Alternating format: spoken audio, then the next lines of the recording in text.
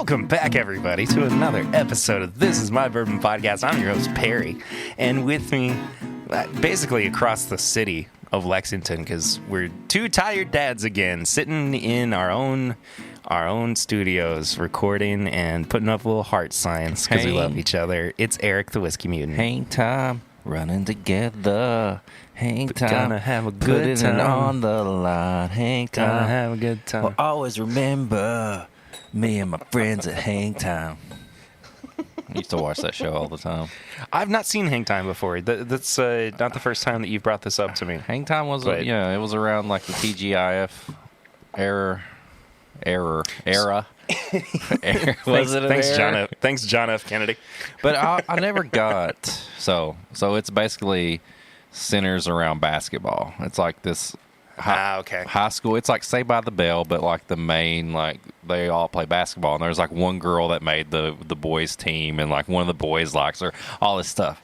But the song it says, "I'll always remember me and my friends at Hang Time." Like the school is not called Hang Time. Like so it's just the designated song. Like it's the designated hang time. Is that what it means? Like the time that they've set aside to hang out together? No, I don't know. Like they've made this. This is another episode of Perry and Eric dissect theme songs from '90s TV shows that time has forgotten. They were so lazy in making the song like actually like have like feelings and stuff. They were like, we'll just say, I always remember me and my friends at Hang Time. Like Hang Time is like the town.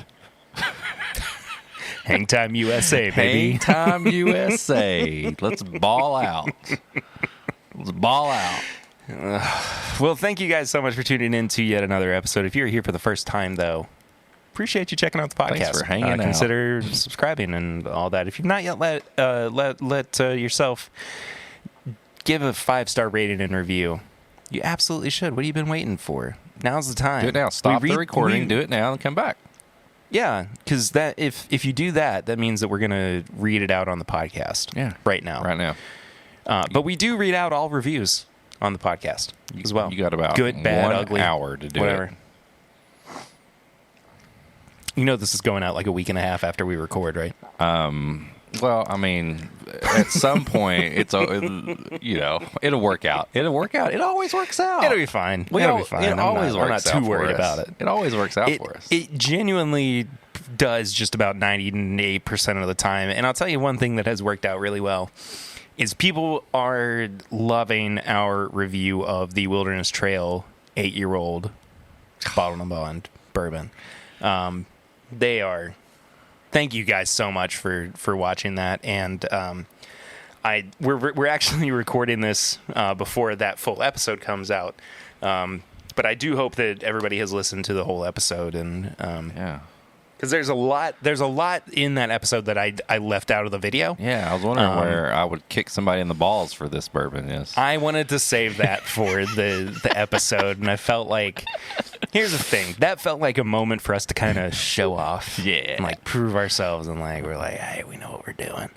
Got the scoop. But I just got emotional about the whole thing. And dude, it's awesome. I love that. Yeah.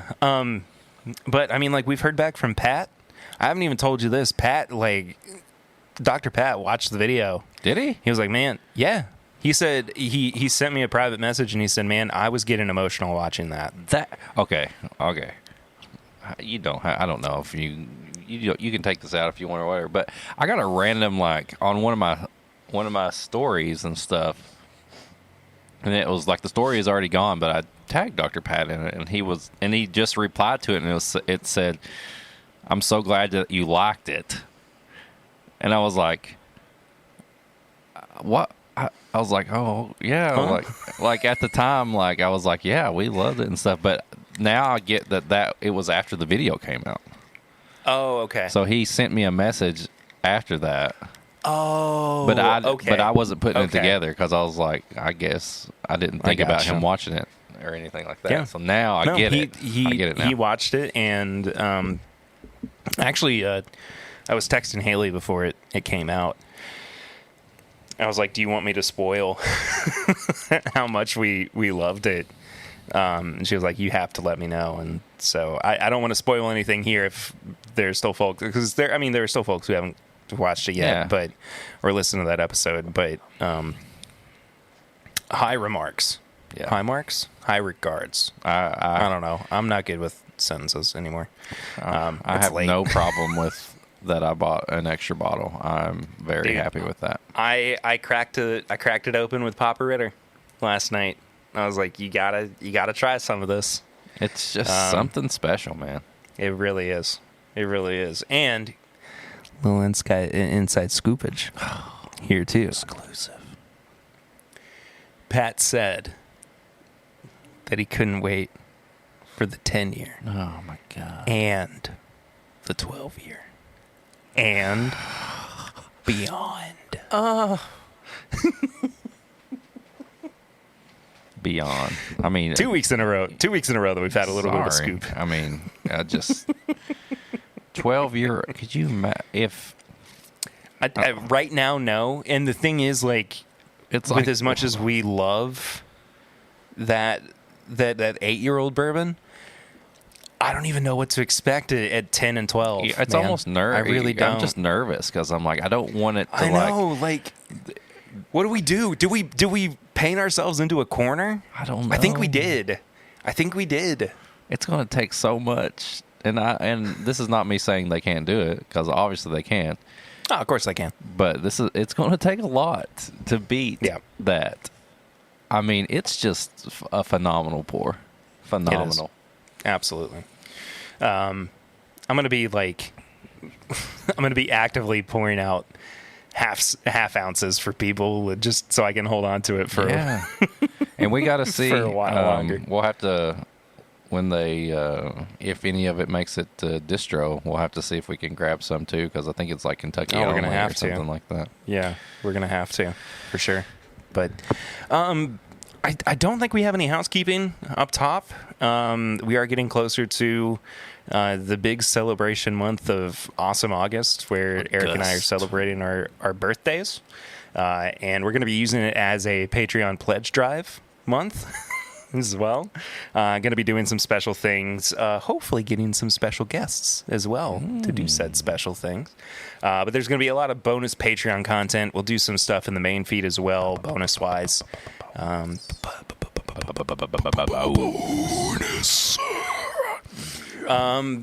Yeah, so that whole month of August is going to be chock full. Big ass August.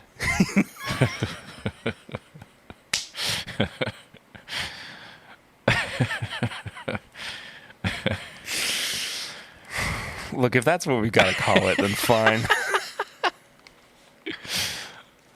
I love it. Still taking suggestions for our November charity campaign for a clean water initiative. So if you have anything in mind, please let us know. Drop us a line. MyBourbonPod. This is mybourbonshop@gmail.com. Slide into them DMs. And speaking of Patreon too, patreon.com/mybourbonpodcast for as little as $1 a month is where you can support this show, the one that you're listening to right now. That's true. It's important. It helps us out a lot, and keeps the lights on and keeps our bellies full. Would you rather lose 4 quarters in the crescents of your car seat, or crevices? Is that what I said? You said crescents. I said crevices. No, you didn't. You said crescents. No, croissant roll. Oh, there we go. Sorry. Would you rather lose 4 quarters in a croissant roll, or would you rather send us $1 to the croissant roll that's in your couch? Yeah, that got stuck in the crevices of the couch. The croissant roll in the crevices of the couch or your car seat that's keeping your change locked away like a demon down there. Or would you rather just support the show and get cool shit like extra episodes and stuff like that? What if we did this? I'm probably setting myself up for failure here, but croissant rolls for everybody, all the Patreon. We're gonna mail everybody a croissant roll that signs up for Patreon in the month of August. I'll sign it too. Let's do this. We'll do something fun. Ooh, fun. We'll do a couple of things. One, Everybody who signs up in the month of August, you will get a personal audio message. Oh, I can thank do that. you from the both of us. Yeah. Recorded together. You will receive. Let's do. That's for everybody. Okay. At $5, you get video. No, that's dumb. How about at $5 you get a 1 ounce sample of something from our collections.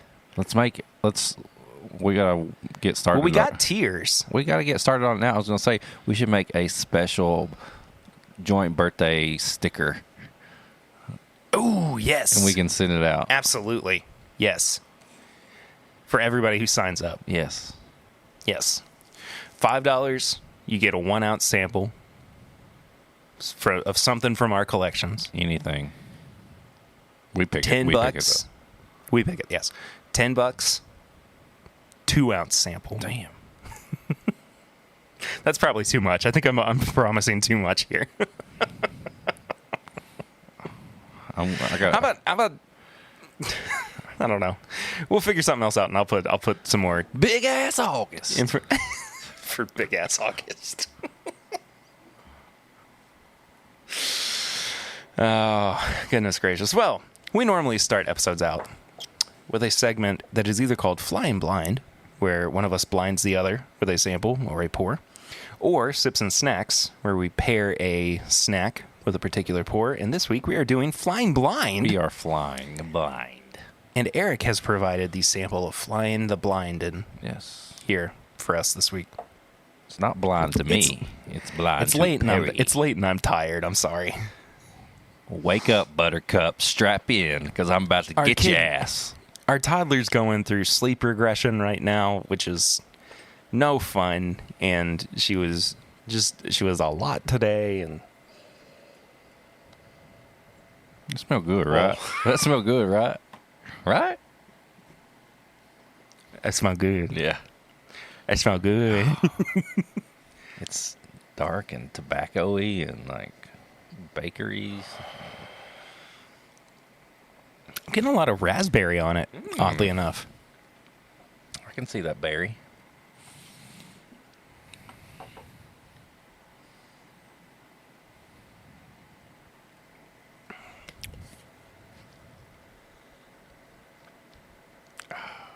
Love smelling that. That is so good.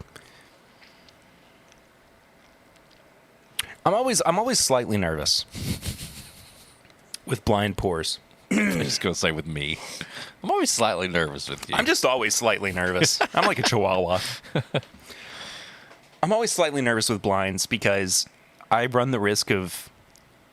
And, it's not that my palate hasn't developed over the past few years and I, have changed opinions and whatnot. But that I'm either going to have something that I liked when I first tried it. Yeah. And I have it blind. I'm like, that's the worst thing I've ever had. Or the opposite. Right. Congratulations. You just liked the Wiseman bourbon. This is not the Wise Man. No, it's not. This is not the Wise Man at all. 98% in the poop category. I will never apologize for making you tell Seth from Broken Barrel what you said. I'm going to say, I've been doing really bad with proof recently. I'm going to not go with my first instinct. I'm going to go 110. Okay. I'm going to go 8 years old. Okay. Kentucky bourbon. Okay. Not finished. Okay. Wild turkey. Okay. You're close on everything. Except for the distillery. Except the distillery, yeah. That's fair. It is a Kentucky bourbon. Hmm. It is 8.5 years old. Okay. It's 100 proof. I'd still get a couple points. Yeah.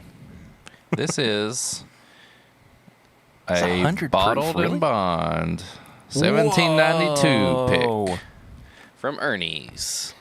That is easily the best 1792 bottled and bond I have ever had. Barreled on 1/23/14, and it just came in like a month or two ago, so it would have been 2022. Oh my gosh, really? Yeah. So a little over 8 years. Yeah. Really good, right? Man. Sold out really fast, too. I'm sure it did. It's also kind of got this like banana bread coffee cake thing going on, too, that I really always like. get banana on Bottled and Bond 1792. Yeah, for sure. Absolutely. God, it's so good. I love the nose on it. It's one of my favorite noses. It's so dark. Barton products definitely throw me for a loop if I'm doing them blind up against like Brown-Forman. Yeah. Yeah, exactly. They're very similar. I get those banana notes. And I'm like, Brown-Forman, but then it also could be, and they're different banana notes. Like Brown-Forman products are typically like artificial banana, and Barton is usually like banana bread. If you closed your eyes and pictured a Jack Daniel's single barrel in your head and smelled of this, you would think you were smelling a Jack Daniel's single barrel. I don't know. It's got a little bit more tobacco on it than I'm used to with Jack Single Barrel. I don't know. Like it's got this banana coconut like dark on it that reminds me of a Jack Single Barrel. Where are you? I'm at a point where I've got too many bottles and I see things. I'm like, what is that? That's not. I don't remember that being there. What is that? I know. Big ass August. We're going to be straightening up the studio. Yes, we are. I'm in cleaning mode as well, too. I was telling Eric off air that I got into cleaning the house mode today. And so now I'm all ready to go, brother. Ready to go, brother. So I actually did just pour a little bit of a Jack barrel proof single barrel. That's a good idea. Just to see out of curiosity. That's a good idea. I think that's a good idea. Do you have any nearby? If you give me 1 second, I can get some. Go for it. And I'm back. And he's back. I grabbed a little Toll wine pick. I just went with one off the shelf. Mine is 131.4 proof. This was the closest one because I had it on the table over there. Mine is 128.1 proof. Not too far off from each other. I'll say this. Comparing the two, and I am getting tobacco on Jack Daniel's. What I'm getting more on the 1792 is more of like tobacco scented like candles or body wash or hand soap or something like that. Like a spray, like a body spray. Kind of. Yeah, kind of. Man, I love Jack Daniel's Barrel Proof. But these two are very similar. Yeah. Yeah. This Jack Daniel's Barrel Proof I got is a little bit more tobacco-y, like you were saying. Almost like But it's real tobacco. It's like a gas station. Yes. I'm not like, you know what I mean. I know exactly what you mean. God, so good. Man, but the thing is, like putting that bottled and bond right up next to the Jack Daniel's, it's like I'm not giving the 1792 a fair shake. We already gave it a chance. We had to kick. We gave it a chance. It's really good. We had to kick it it's up really, notch. really good. It is good. There's a reason I'm a proof hound, though. I don't want to make my dogs howl. Your dogs howl?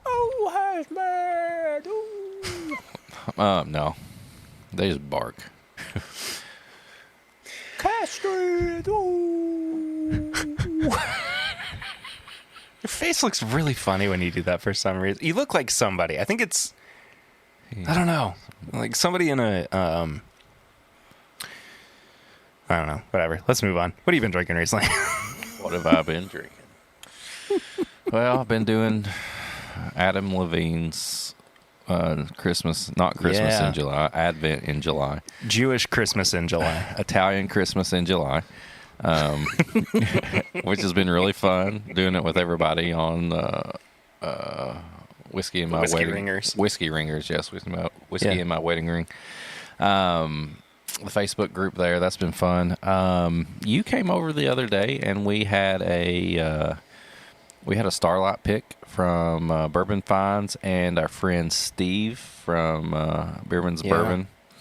It was finished in some random wine barrel, but it's got a dinosaur on the sticker, so it's pretty awesome. Which Steve is just so happy about. Yeah, he loves Jurassic Park. Had that, and that's kind of it. Like, because we were just I'm just still stuck on the 8-year wilderness trail, and we don't have to talk about that.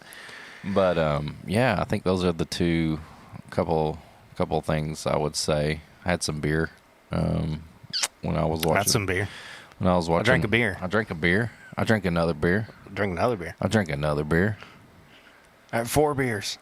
And then I drank 5 beers. 5 beers. 6 beers. And a Bloody Mary. That's the what got me. I had some beers too. We went over to our friend's house and we had a Mario Kart night on Saturday.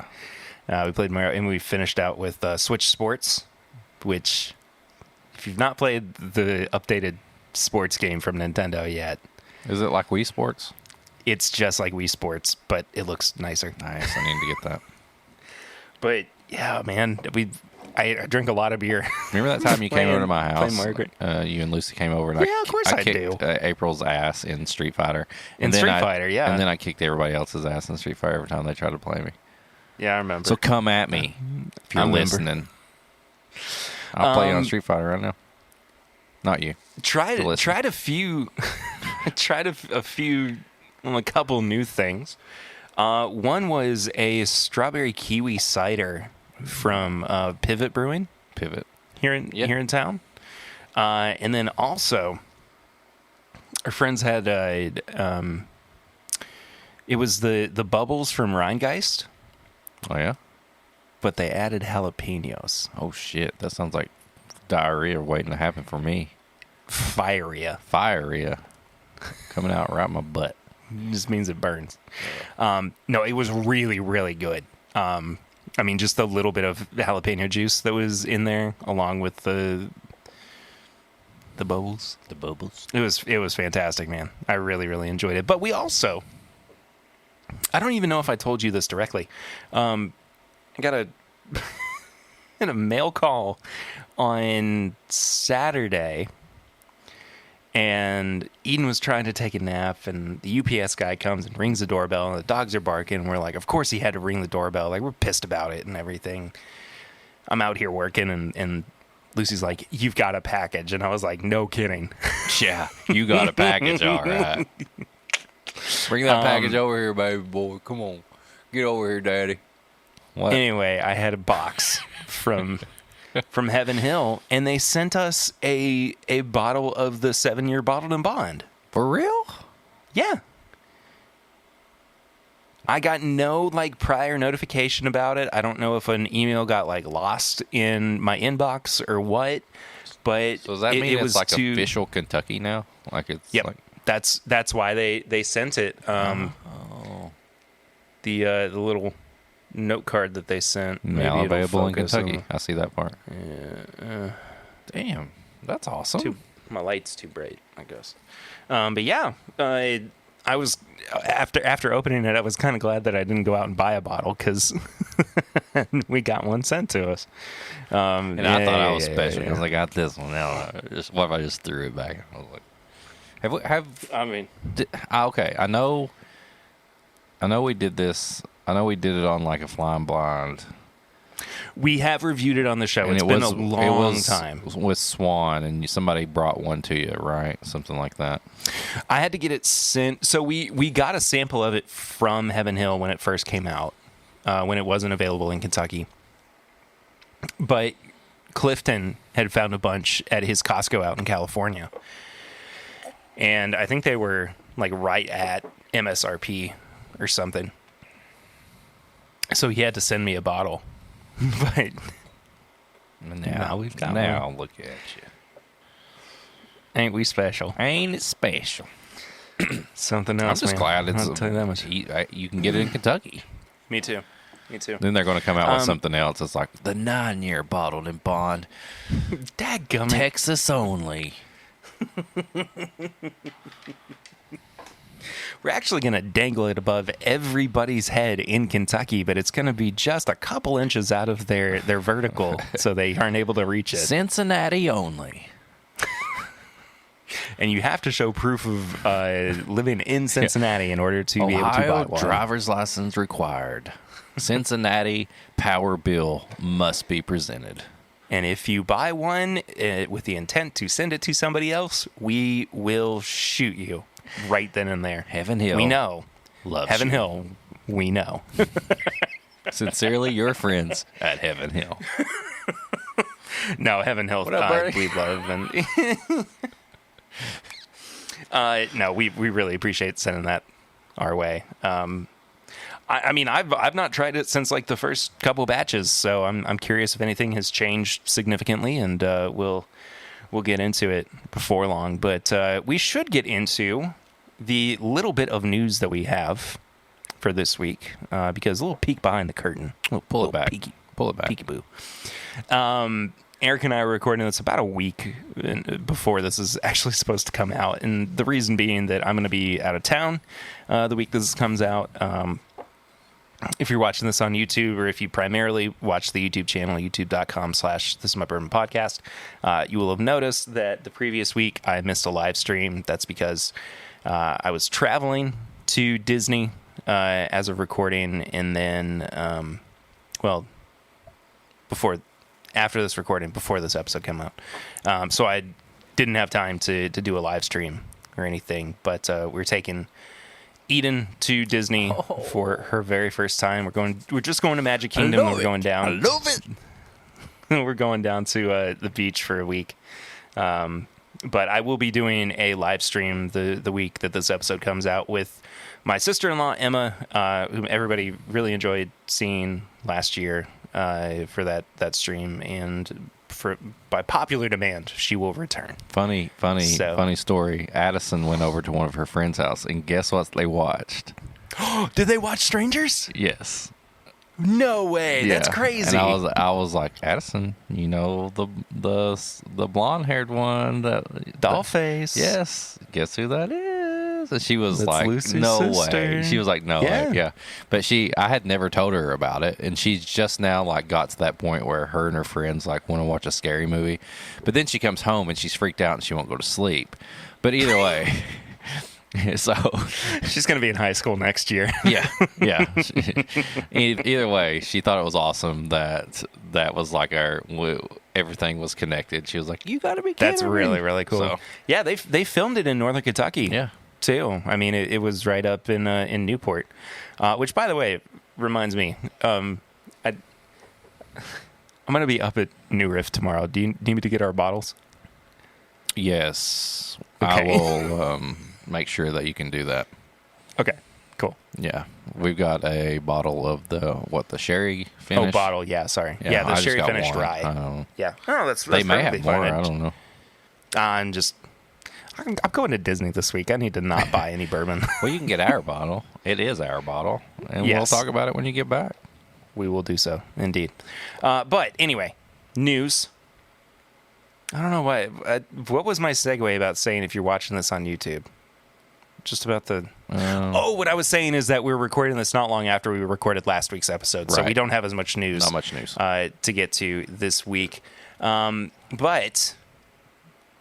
we do have a new record on the books for a single cask of whiskey. Paid for, I guess, at auction. $19.2 million for a barrel of Ardbeg. For a barrel of scotch. Yeah. The new record cask goes by the name Cask Number 3, bought by an anonymous person. It is a single malt 1975 Scotch from Ardbeg, located on the south coast of the island of Islay, in the Argyll and region of Scotland. I don't know if I said any of those places right. Per Business Insider, the buyer has opted to receive 88 bottles of cask number 3 yearly over 5 years, thus suggesting 440 bottles in total. The quick math, that comes to approximately $43,636 and change per bottle, approaching $1,800 per ounce based on 750 milliliters per bottle. That's a lot of money. It's a lot of money. A lot of money. $19.2 million for one barrel. Better have a really good sticker on it is all I'm going to say. Fucking right. Better have, like, friggin' horsies diamond on it encrusted. I don't even know. Yeah. The hair of, like, Elvis Presley or something. Shit. I don't know. As of recording, this is going to be last week by the time this episode comes out. But Bardstown Bourbon Company has 2 new releases that are going to be coming out. First of all is Discovery 8, which they say pushes the boundaries of whiskey innovation with each release. But Series 8 takes the program to a new level with our most complex creation to date.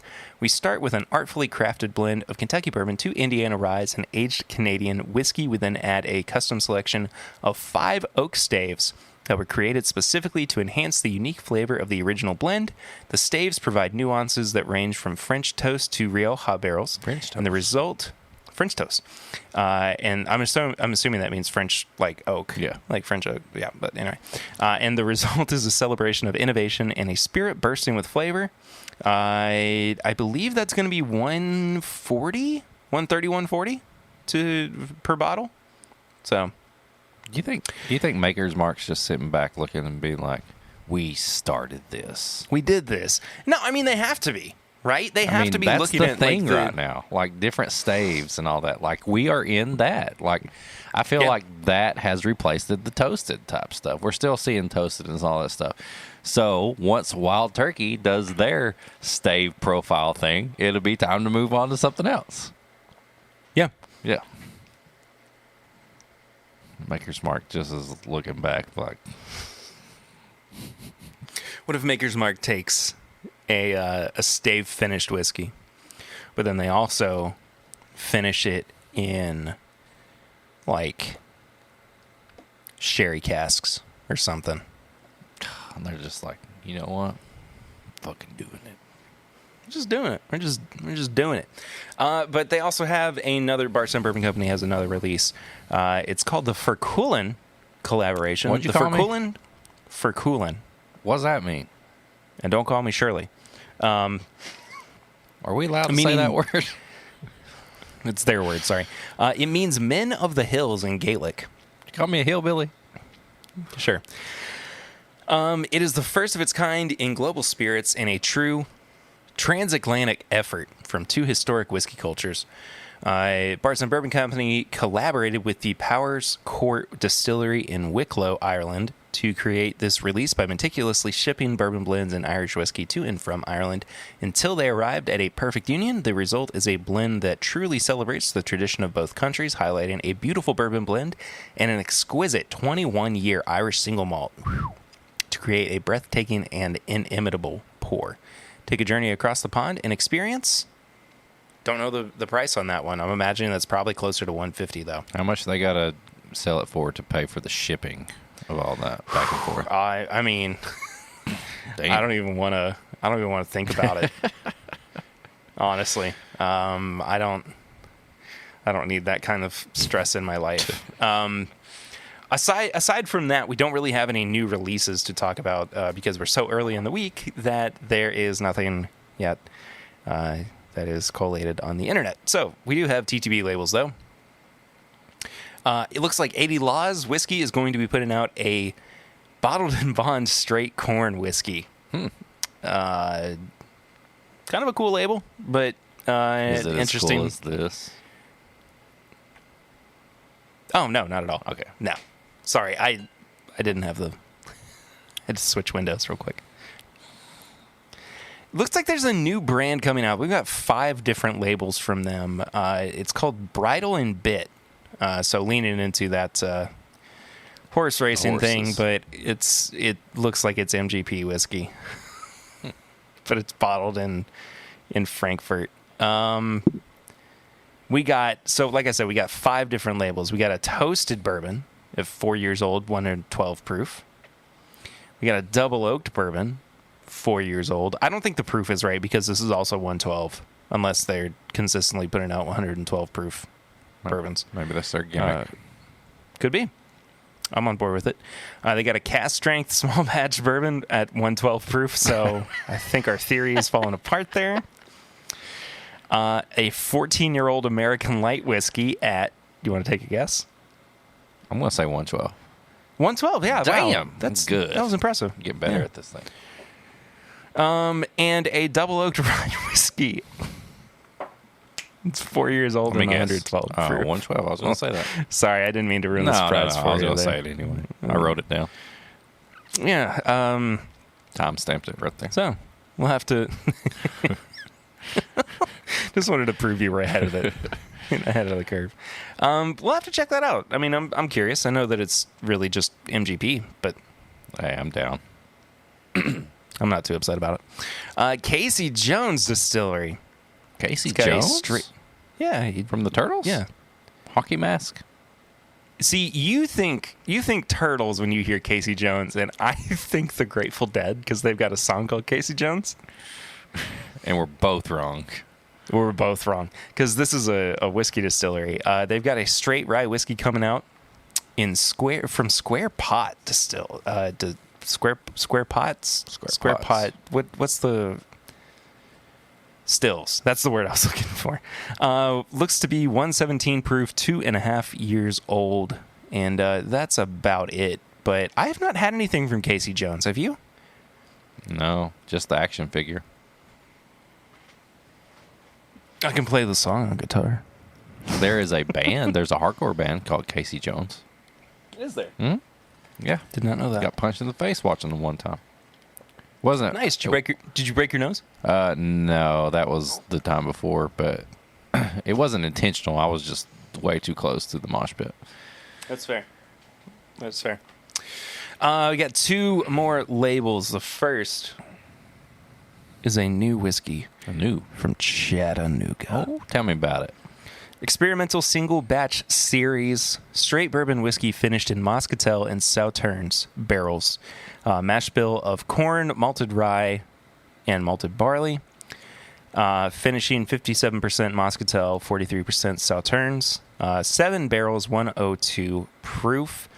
Our experimental single batch series. That's weird. Single batch. Is a limited collection of whiskeys and spirits born from our 100-gallon experimental distillery in downtown Chattanooga. Each batch utilizes a multitude of grains, barrels, techniques, and unique ingredients to express uncompromised creativity and innovation within our craft.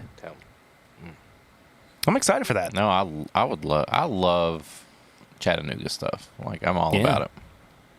Faux show. And then last but not least, got a new product coming from Obtainium. Okay. It is a bourbon whiskey finished in used oak beer barrels. 36% rye, 6 years old. Looks to be about 250 bottles. 59.4%, so about 118 proof. And that's about all the information that we have on it. It says bottled August 26, 2020. I would be really surprised if it were... Oh, it's distilled in Wisconsin. Bill? That's interesting. Bill? That's really peculiar. We're going to have to find out more about that.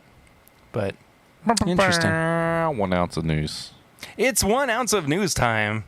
We got to find a better way to introduce this for you to just interrupt me. Well, that's kind of what I do. Yeah, pretty much. Tell me, what's your 1 ounce of news this week, Eric? If you're a snack hound like me. Oh! Little Debbie has released a new snack cake this month. The Snickerdoodle Cream Pie. Buddy, didn't we talk about this last week? No, not in 1 ounce of news. When did we talk about it? I don't know. We talked about Star Wars $5,000 drink last time. Oh, yeah, that's right. I don't know if we talked about it or not. We definitely did at some point. Well, I got more information on it. All right. Snickerdoodle cream pie, and it has cinnamon sugar on it. And each box comes with 8 snack cakes in it. MSRP, $2.33. Oh, so be on the lookout. It's starting to hit stores now, July. So interesting. I will be pairing the shit out of that.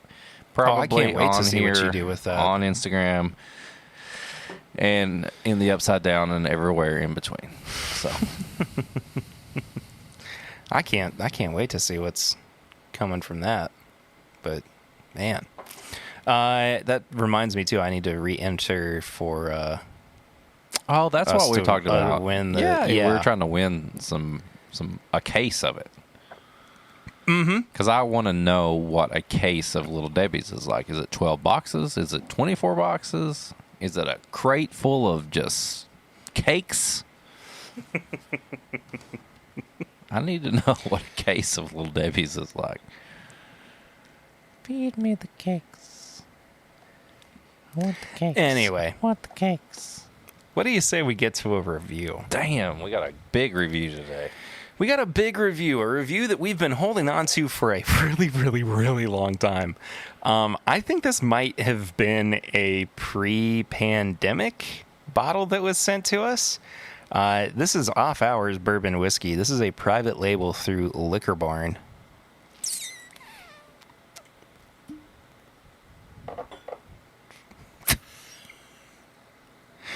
Our silence is deafening. All right. Here's the thing. We got sent this bottle for free. When I first tried it, I was not crazy about it. It's sat, though. You let it air out a little bit. It has sat. I am willing to give it a fair shake. Can you give me a couple of some stats here, please? Okay. What's the label? They cut off bourbon a little bit there. Yeah, I hate it. I don't like that design choice. But it's 47.5% alcohol. 95 proof? Yes. 95 proof. Produced for Off Hour Spirits by MGP Distillery and bottled in Bloomington, Indiana. This is an MGP bourbon? This is. We believe a great bourbon is for every occasion. It's for celebrating life's small wins, for hitting pause, and for creating memories together. Off Hours Bourbon, made for the moments in between. Okay, wait a second. Okay. I'm going to look at this again to make sure that I'm thinking this, but did they just say great bourbon is for every occasion, but this one is for the moments in between, basically? You know what I mean? They said you need to have great bourbon for every occasion, but this one is for the moments in between. We believe a great bourbon is for every occasion. It's for celebrating life's small wins, for hitting pause, and for creating memories together.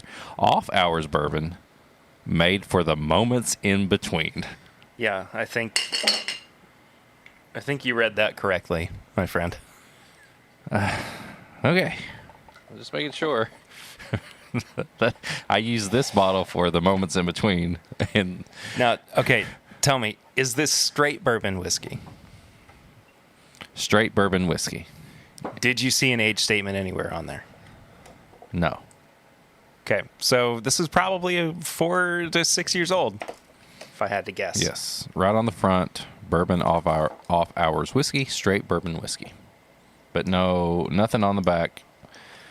Looking at the neck tag, everything, no age statement. Okay. Well, let's get into it. Okay. I'm gonna go. I'm gonna give this a fair shake. I'm not trying to be like no. I just think that was a poor choice for words. Oh no, absolutely. Smells like MGP. It smells young. It does. It definitely has that metallic-ness that I get from MGP. I get a little bit of the graham cracker, but a little bit. But there is kind of a sour note in there too. It's right on the end. It's like when you take a smell right up in the beginning. It's a little bit of graham cracker, but then it turns to something. Yeah, it's like if you're roasting, making a s'more, but you're using like a metal rod to do your marshmallow. It's like sweet, but then you've got like that burnt, like metallic metal smell. Not the worst thing I've ever smelled. Not the best. No, it's I think it's slightly under middle of the road. It's just kind of there. Like most of it is just there for me. Yeah.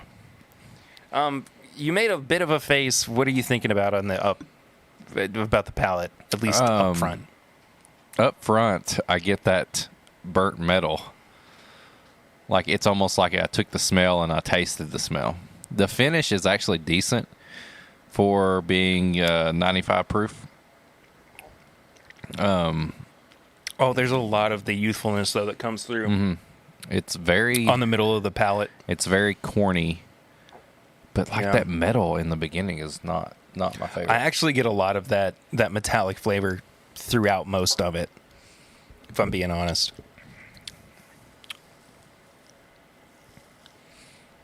The finish lasts, but it's not a great finish, though, is the problem.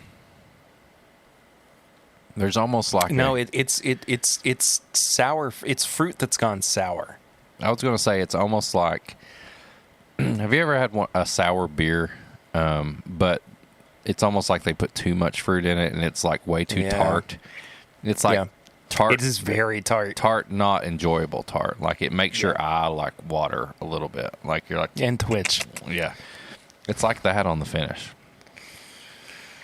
I mean, I wonder. Okay. I'm just gonna. Maybe it's a good. Looking up the bourbon and Coke. Looks to be about anywhere from $35 to $40 a bottle. This would be. This is a good mixer. Yeah, I could see this going well with Coke. I just put Coke Zero in it, and it's actually way better. Nice. I could do that. I could make a big thing of bourbon and Coke with that. A big thing of it? Oh yeah, like a big jug of it, and just pour it for everybody, like a barbecue or something. Yeah, interesting. Not my least favorite thing that I've had, but definitely not my favorite by What was the price you said? Anywhere from like 35 to 45. That's a mistake. 35 to 40, excuse me. That's a mistake. Yeah, it's too much. That deserves the gif of the "Oh baby, what are you doing?" I thought this was like $20. Okay, hold on. What? Breaking Bourbon says the MSRP is $47. Oh my, that's a fucking mistake. I'm sorry. That's really bad. That's not good at all. You can't do that. No. Not with this. No. This is a Liquor Barn, right? I think it started as like a Liquor Barn exclusive, but it looks like it's available through other retailers now as well. Man, gosh, that price. I thought it was like $20. Yeah. No, it I think we got this towards the end of 2020. So it's been open for a little while, but I don't think that it's really I don't think it's soured it. I mean, no, I there think was barely there was like a couple of drinks out of it, and since we were recording separately, you poured a lot of it out to keep for the review, and that's it. It was just barely open. I'm going to Liquor Barn's app right now, and I'm going to look this up just to see because I'm curious of what I I think they have like single barrels and cast strength versions of these as well. Okay. I'd be curious. The first mistake is I typed in after, and the Liquor Barn app tried to autocorrect it to aftershock. Like, okay, what are they giving you with aftershock? Now I'm curious. Aftershock is, I imagine it's a beer. it's like a cinnamon thing. Oh, okay.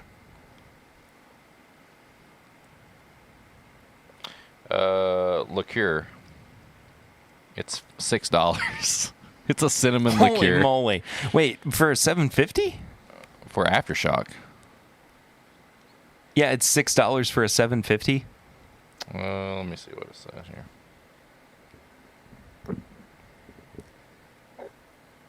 I feel like that's got to be a pint. Yes, it was. Okay. No? There's a couple options. Okay. The 50 ml was $5.49. Okay. The 375 is $13.99, and the 750 is $19.99. Aftershock, hot and cool cinnamon liqueur. I want some of this. This is kind of going a little cinnamony for me. Dang. Dude. For a liqueur? Yeah. I want to review that. That's like Irish coffee post New Year's Eve. I want liqueur. I want some of that. We have to try it now. Oh, I'm going to find some. All right, Off Hours. $40. And the more I looked too, the more I was seeing an MSRP of about $45. $39.99 right now on Liquor Barn's app. So inconsistent with the MSRP around the internets. All right, score this. Just want to review it. All right. We have a review system on the podcast of nose, palate, finish, and price. Each category is out of 5. We give it a final score out of 20. Eric, what would you give the nose on the Off Hours Bourbon? 1.5. Yeah, that's about where I am too. I I like the nose better than the palate.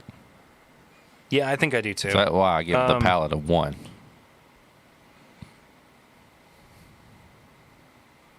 The palate is all metallic. Palate's no good. Palate's pretty atrocious. I'll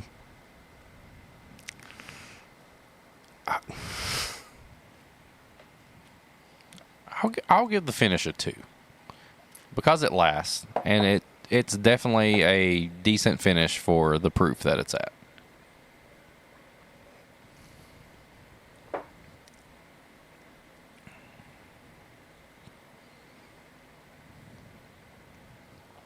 I'm going to give the finish a 1.5. Despite the fact that it does have length to it, I don't think that it's got substance. Anything really outside of that metallicness. Yeah. Metallic flavor that is present. I'll give it the finish. Especially up front. 2 for Metallica. So I'm giving it a 1.5 as well. $30 for a bottle. 40. Looks like some places up to 40. Oh, sorry, yeah, 40. Some places up to like 45, 46, 47. I give it a 1. Yeah, it's not good, man. That's not a good price for this. And I mean, if it's like if we're going off of the $10 per year model, I mean, it is pretty much in line with it. Which I don't hate. It ain't good. But at the same time, it's just not a good enough whiskey to warrant anything higher than. I mean, I'm gonna be. No, I'm not gonna be. I'm gonna give it a 1 as well. I don't enjoy drinking this. This is a 5 out of 20 for me. I've not given anything that low of a score in a really long time. I gave it a 5.5. Yeah. I wouldn't drink this, honestly. Okay, It's been sitting around for a long time, and I've not been dreading doing this review, but I've been definitely putting it off until off hours. This is the off hours. We're recording in the off hours. True, it's 12:15 a.m. Let me ask you this, though. If this was presented to you in a janky, weird-looking bottle with a screw top, and it was $13, would you feel a little better about it? Yeah, no, I think the price is really doing a number on us in terms of how we're viewing what actually we're tasting. But at the same time, I just don't think this tastes very good. It doesn't. It tastes like you held a s'more over a fire, but you were using cheap metal like prongs and all you get is like and for the first time, it's like you took something like you take a pan and you cook something in it, but you really are only doing it to season it for a few times, but you went ahead and tried to eat off of it. It's like this metallic, like that's just overpowering everything. And it's crazy because it's MGP. I don't know if this was just the barrels they got or what, but like this is some of the not best MGP I've ever had. I don't like the flavor it leaves in my mouth. No, it's weird. It's really bad. Okay, here's a question for you. I'm gonna pour some of this. The bottle they sent us is too far away. Or I would do some. I'll get something else. I'll tell you what I was about to ask you though, and it was because it was in my line of sight. What would you rather have, the Off Hours or Dickel Bottled and Bond? That's a good comparison. This shouldn't be that hard of an answer. I mean, I can get it. You were thinking about this for way too long. I can get that. It's sitting. It's right over there. Go for it. All right. It's Monday. Got nothing. Oh. Maybe it's because I'm comparing it to the Off Hours, but this is actually kind of pleasant comparatively. I don't know. I don't hate this so far. This is coming from somebody too who has not been a big fan of Dickel Bottled Bond for a long time. But where I typically, used to get this like only buttered popcorn note from it. Now I'm starting to get a little bit of brown sugar. Now I'm starting to actually see it, kind of open up a little bit. And this is the 13-year edition. Yeah, this is the 13-year. So I don't know. And I'm back. Yeah, he's back. What am I about to do right now? Okay. Here's the thing. They smell close to the same on the nose. I would argue that the Dickel has more character to it, though. I think it has oh my God, it's still not good, but I don't think it's no. I don't think it's worse than the Off Hours. The finish is way better. And I really think the palate is better too. There is more candy in the Dickel Bottled Bond. Because all I taste is that metallic, but I get a little bit of So the Flintstone vitamins, they at least were different colors, and you kind of got a little bit of orange or a little bit of red, and so I get that. I would drink this Dickel BIB before that. I absolutely would. Wow. I definitely enjoy this more than I do that the makes Off Hours. The Dickel better. It really did. Almost the same proof. Way difference in age though. But still. Wow. That's a thing. Interesting. That's a thing. Yeah. That's a thing. What about a blend of the two? Oh, I don't have any left. I wanted to get rid of it. I'll tell you. Oh, I am getting a lot of the Flintstone vitamins on the back end. Yeah, dude. It's like you get that mineral and then you get like those. I've got to get this out of my mouth now. Ugh. A long time ago. The blend Curtis is not and I- good at all. Well, I'm not surprised. A long time ago, Curtis and I did an episode where we only drank bottom shelf bad bourbons. And just for the sake of big ass August. Big ass August. Augustus? Augustus August.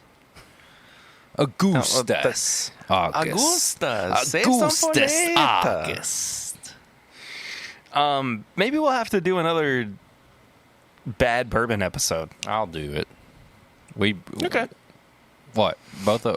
We both grab. I You would say grab two each. Two each that we both think are just the bottom of the bottom. And we have to review. We have to agree on one to review. Okay. We'll bypass Flying Blind. We'll bypass. Oh no, actually, we can make Flying Blind work. We could like blind each other with one of our bad bottles. Blind each other with one bad bottle. Talk about the next bad bottle. And then we agree on one bottle to review together. Yes. So 5 bottles total. Yes. Yeah. Just shoot the rest of that, dude. Stop pretending like you're trying.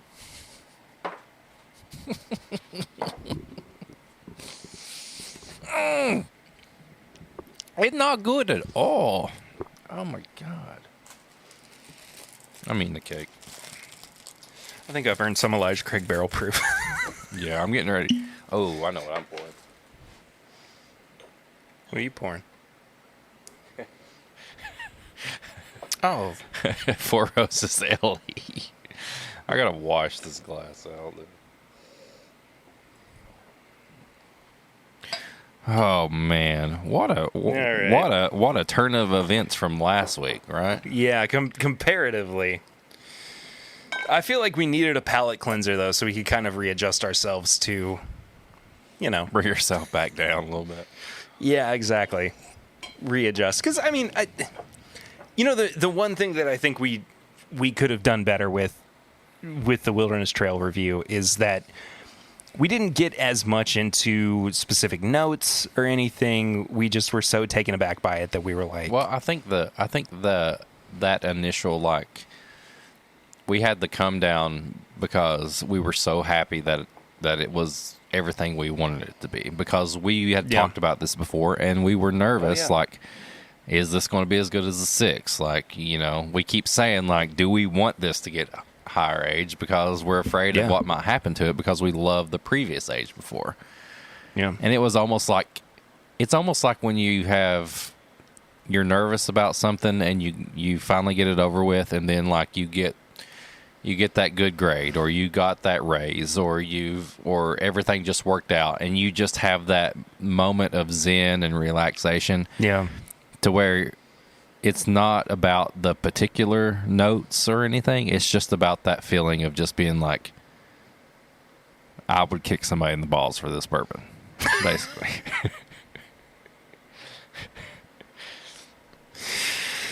I feel like it has to be somebody that you know, though. America. Damn. Your microphone was not excited about that. No. I got to get a new microphone stand, by the way. I'd say so. Remind me to do that, because this thing is just, I mean, look, this little thing that's supposed to keep, it just pops right out. It's not even going to do anything. That's a visual I joke thought for about anybody. Mounting one onto, like, getting one of like the telescopic ones and just mounting it onto the thing. I'm telling you, just get them off Amazon. They're cheap and they'll be there in no time. And we lost them. Night night. Eric, we still have to do tips. I know, but this Four Roses is exactly what I needed right now. Yeah, I needed the Elijah Craig Barrel Proof. All right, so here's the thing about tips and bits this week. We both saw a movie. I think people are pretty, they pretty much know what's about to happen. I mean, I guess if you're, if you look at the title. If you look at the title, you know that we're talking about this. But we saw the new Thor. Thor the new Thor. Thor 4. The new Thor. Thor's ass. Which you do see. Yeah, you do. I didn't have anywhere to go from there. I had a lot of fun with this movie. I don't think it's great, though. I spent a lot of time going, because I took Lucy. I took Lucy to go see it with me. April went with me, too. And I spent a lot of time thinking to myself, I think I am wasting her time by taking her to this movie. Do you know what I mean? Yeah, I do. And I felt like I was sitting there. I felt like April was like, she was wanting to laugh sometimes to feel like she was making sure that I was okay, because she was like, you know what, if you just want to go, because I basically set it up. We went to a really early show before the kids got going, and we were like, we could have went to like a big brunch or anything like that, but she was like, I know you want to watch this, and I kind of want to watch it, and all this. And so I felt like some of the times when something would happen, she would laugh and think, oh, I want to make sure he thinks I'm having a good time. If that makes sense. You know what I mean? And so she laughed like after you did, almost? Almost like she enjoyed it, but she was like, it's okay, but like she wanted to make sure that I wasn't like worried about it. But in my head, I was worried about it, because I was like, what? So anyway. So here's the thing, too. We're also going to, I mean, if you haven't seen it, go ahead and skip forward, because we are definitely going to spoil the heck out of this right now. Let's do like a short spoiler free, and then we can go, because this is what we do. We love comic book movies. This is a big comic book movie, and we thought we would do a joint tips and bits and just talk about Thor Love and Thunder. So here we go. Spoiler free. You got like what, a couple minutes here? Yeah.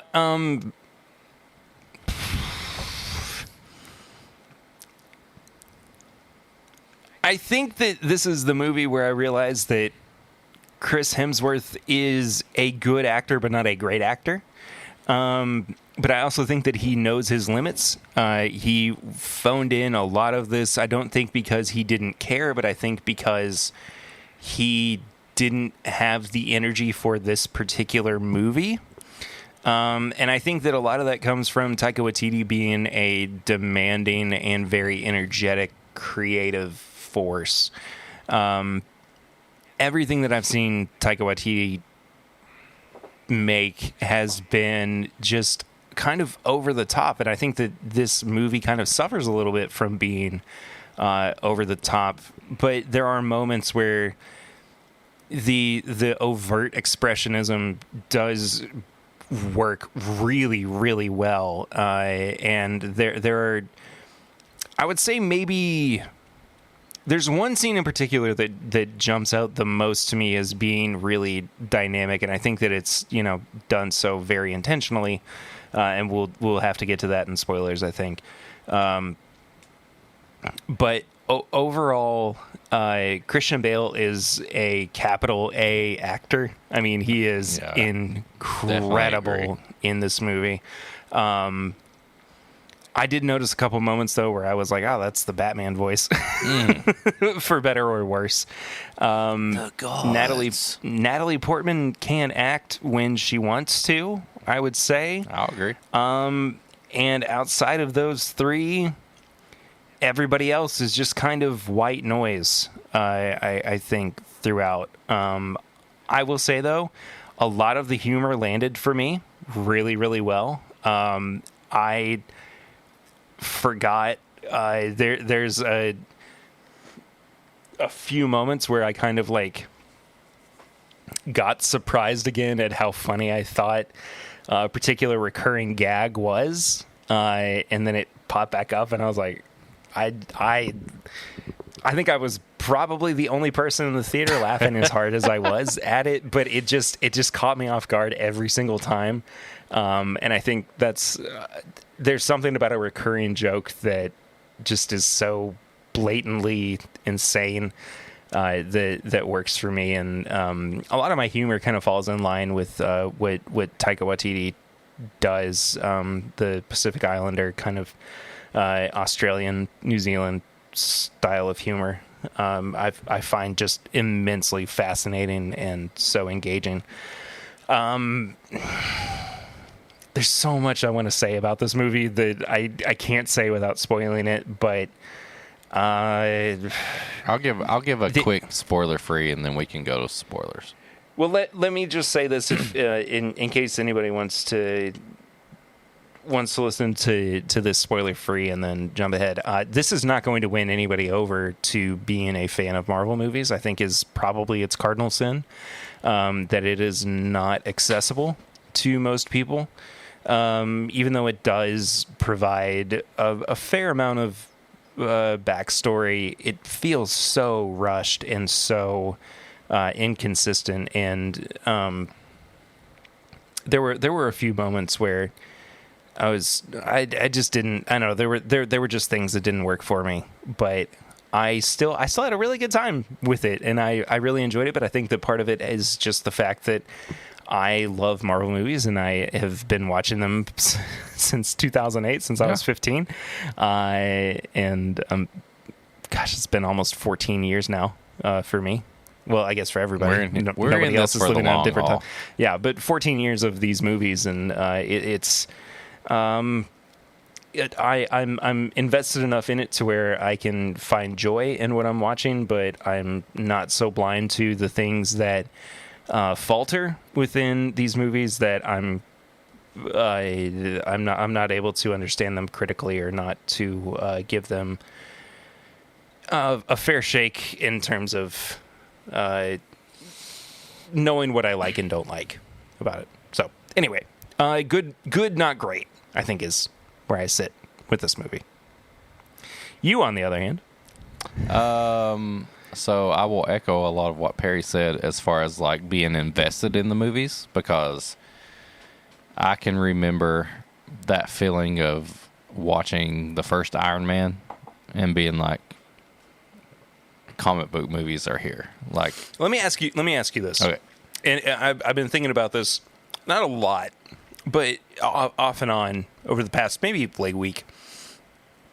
Do you think 2008 was the most important year for superhero movies? Yeah. Because I definitely do. I think it was the year, because that's the year that Iron Man came out. Mm-hmm. It's the year that Dark Knight came out as well.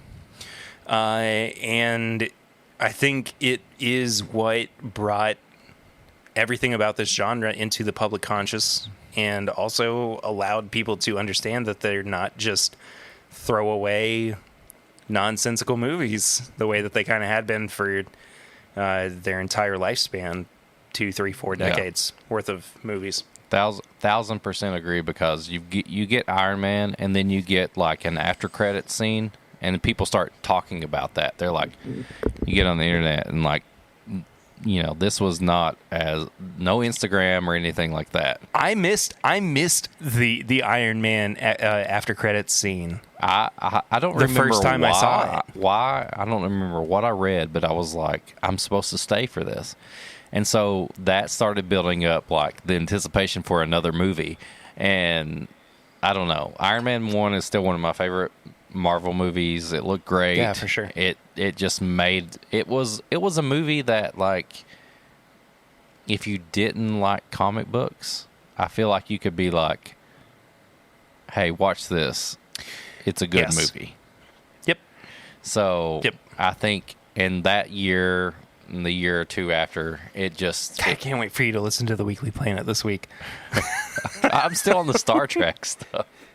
This week's episode, I mean, it is so funny how much you line up with some of the things that they are saying but in this week's episode. It's really, really funny.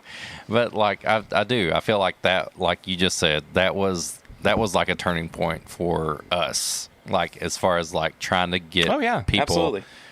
Even if you didn't like movies like that or whatever. So, yes, I totally agree with that year.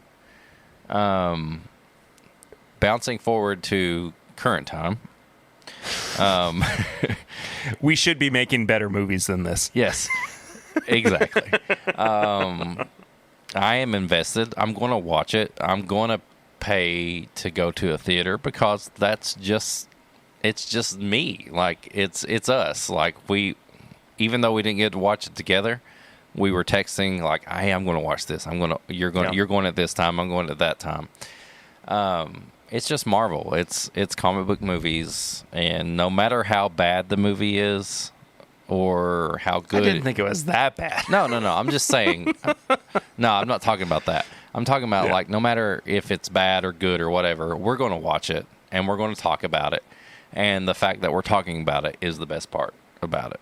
Yeah. But this movie it's a movie. I would say that it is a movie of all time, for sure. I would say that it's on the level of a made for TV special, made for streaming special. I think that I could see it being broken up into 4 parts for Disney Plus. I think you could have broke this up into 4 parts, 3 or 4 parts, and you could have just put it straight on to your Disney Plus and been okay. Because if you're a fan of the Thor movies, you can see that it's progressively got to where Thor has become Viking Thor to comedy Thor, if that makes sense. Like, do you ever really feel though, and he was called it throughout the entire movie, I never thought that he was Viking Thor before they started calling him that. I always thought that he was just kind of like war hero Thor. You know what I mean? Like he didn't. Yeah, he never looked like he never looked like the, like, quote, original Thor, to where it was like kind of the plain and the but not even that, and all that. Not even that. Like, you say like Viking, and it's this image of a rough and tumble, gruff, like, warrior who's got, like... Did you see did you see him in the original Hulk? The old Hulk thing? Yeah, no. Like, that I think is closer to what we would consider to be a Viking Thor. Right. And I think that, like, this is like flashy Thor. This is glamour Thor more than it is Viking Thor. This is hair metal Thor. Yeah, and the only time that I really felt close to even considering him being Viking Thor was when he had, and this is not a spoiler because it's in the trailers, but when he was wearing the suit that had the fur on his cape. Yeah. And like that was more traditional Viking-esque, but he wore it for all of 2 minutes and then it was gone. I just think that old Kirby style and stuff like that, he felt more of Viking than the current stuff. See, I still feel like that's more superhero Thor. Okay. And I mean, a lot of that is just because, that period was so clean, and the way that they drew characters was so well defined, and it wasn't as like, if you were to really get a Viking Thor, it would not be able to exist within. I mean, I think the Marvel Cinematic Universe. Jason Aaron made a close to a Viking Thor than we did, because he. No, absolutely, but you can't just say, oh, the inspiration for this was Viking Thor, and so what we're putting on the screen is also Viking Thor, without actually showing proof of it. True. I mean, I felt like we were just told so much during the movie that we weren't actually shown. Yeah. I mean, that's this whole movie. We were told things, and we were never shown for anything. Sure. Yeah. That's definitely one of its, not just its, I said its biggest sin was just being a comic book movie that people couldn't get into because they don't have anything attached to it emotionally or otherwise. But I think that's the other thing too, is that you are told but not shown a significant amount of this movie. There is just a exposition dump after exposition dump throughout. Yeah. So talk about. I don't even have to see the things that led up to where we are in this movie. Just have the characters talk about it. Yeah. Just have them express, what their feelings were, or have a good, decent flashback that walks you through those steps. I don't need narration. Mm-mm. I feel like they assume that I'm stupid because I'm being provided with narration. If you're listening, I just did this hand gesture that said exactly. And there it is. Yeah. Because, okay, so getting back to this movie, I felt this movie thought that whoever's watching it wouldn't think anything about it, and they would just watch it and be done and walk out and go away. When there is millions of people, or however, or at least just us two right here, who would watch this movie, and while we're watching it, think about it, and then when we left, we would think about it even more. I rewatched all the Thors before this, and still, I love Thor Ragnarok. I think Thor Ragnarok is the best example of what they were trying to do, because you've still got Asgard, and you've still got comedy, but you didn't overdo either one. You know what this is? If we're talking Iron Man, Thor Ragnarok is to Iron Man 2 what Thor Love and Thunder is, or excuse me, Thor Ragnarok is to Iron Man 1 what Thor Love and Thunder is to Iron Man 2. I'll agree. Yeah. It's that same kind of almost pointless kind of dropped into the thick of it villain who is kind of tangentially related to the protagonist, but we're still kind of invested in it because we I mean, we can both agree that Thor Ragnarok is the best of the Thor movies. Yeah, definitely. Right? I will. But, yeah. But I almost categorize Thor 1 and 2. They're different. As separate movies from what Thor 3 is. If you watch them all in a row, there is a significant change from Dark World to Ragnarok. And I still enjoy Dark World. I really do enjoy that movie. It's not perfect. But it does have its high points. Parts, yes. It does a lot to show the humanity of Thor through the guise of him trying to interact as a human with a human counterpart. Because you see what he wants. He wants to be with Jane. You see that there. And then Ragnarok, there's no Jane. And then here we are, we're jumped back to Love and Thunder, and Jane's back. So, yeah, you see the progression of Thor trying to be a normal person and all that. But this movie is just... Okay, spoiler-free, a lot of goofiness. Yeah. Some good action. Visually, looks cool. Love it. Don't feel like it really added anything to the Marvel Cinematic Universe. I don't think so either. No. I think it was way too contained, for sure. It didn't do anything to further any of the story that's going on, and because that's the thing we're used to now. We're used to all these movies having the movie, and then part of it prolonging the overall story of like the Infinity Stones or something like that. Yeah. This just felt like it was just like It's aimless. Yeah, It's aimless. It's a TV special. It's a TV special.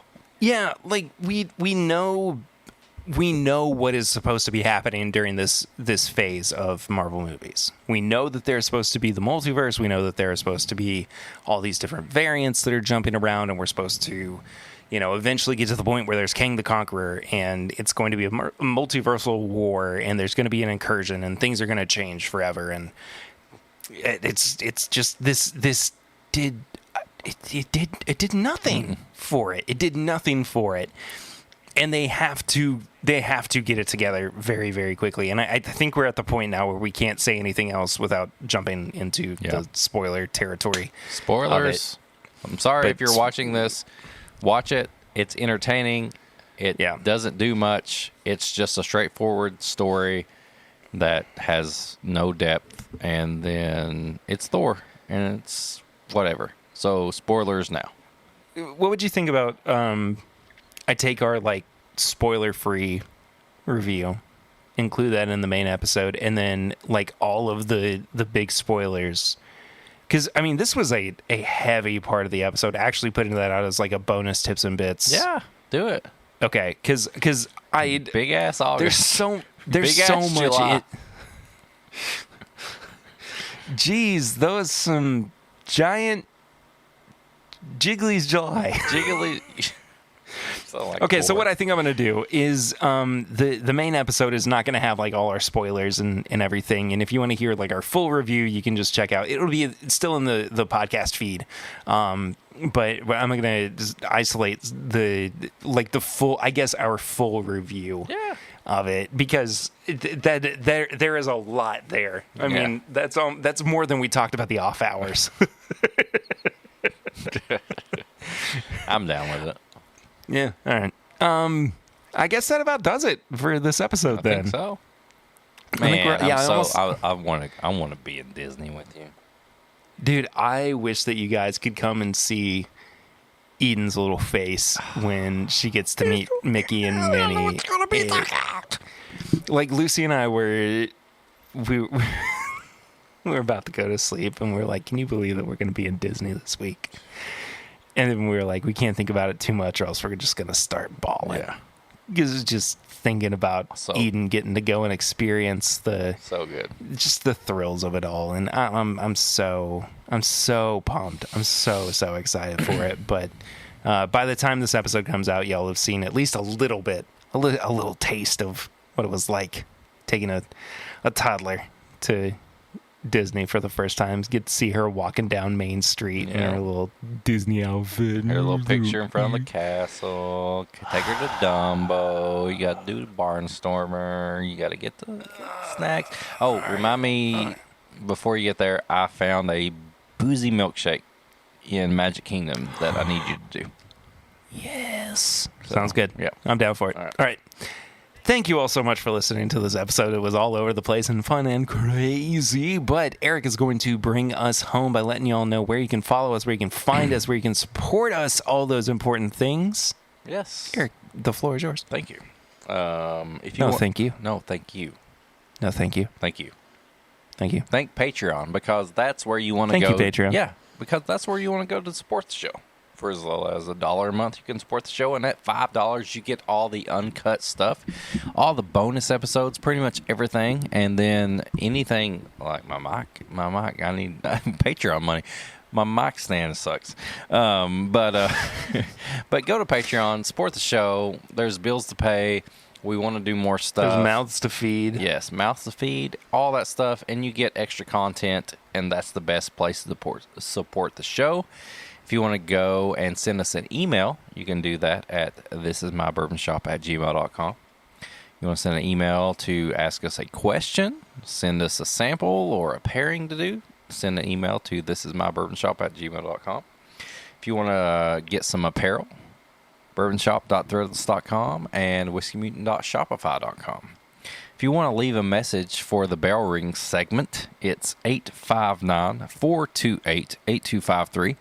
You can leave a voicemail. We'll respond to you, and then we'll play that on there, and we'll see what happens after that. And then on all social media, it's at MyBourbonPod. You can follow Perry at 1792. Let me start that over. At P. Ritter 1792. And then you can follow me at Whiskey Mutant. And then go to YouTube. This is My Bourbon Podcast on YouTube every Thursday night at 8, except for one of the next ones coming up because Perry's on vacation. But other than that, there is... Sorry, I stopped paying attention for a second. Don't worry about it. I got this.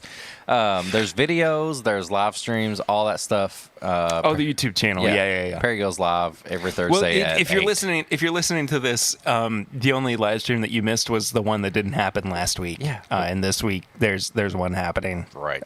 With Emma. Yeah. My sister-in-law. Yeah. So yeah, you heard it. He said it. If you want to leave a review, I'm trying to figure out what to do for that though. Sorry, I don't mean to interrupt you, but I'm trying to figure out what to do. Like scariest bourbons. But that's the thing is like, should I do bourbons that are so good that they're scary? Or bourbons that are so bad that they suck? I only have so much room in my... You only have so much room for Off Hours and Dickel Bottom Bot. If you want to leave a review, you can do that. Just high proof stuff. Yeah. Just be scary. Put a mask on. Be fine. Leave a review, all that stuff. And then just write letters. Tell people about the show. Yeah, do the thing. You see your friend at work. Do the thing. You like bourbon?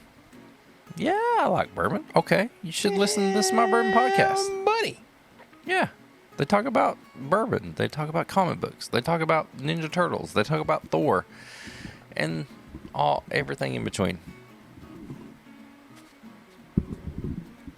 Take us home. That was really cool. You like that? I liked that. That was nice. Yeah. Guys, that does it for this week. Next week, we're going to be scrambling to get another episode together because that's just how we're rolling at this point. I don't know. What should we review? I don't think I have anything. I got a Blue Run over there. We haven't reviewed yet. Reflection. Oh, yeah. We definitely need to That one's out there. Yeah, and that's going to be the last week of... Geez, how come we aren't all the way through July yet before we get into... Big-ass August! Exactly. Which is going to be so much fun. We're going to watch... So much fun. Watch Dragon Ball Z. We're going to get birthday cakes. We're going to pair cakes and ice cream. We're going to get gifts. Hopefully our wives give us adult gifts. What? It's our birthdays. All right. We'll see you next week. Until then, I'm Perry. I'm Eric. And this is My Bourbon Podcast.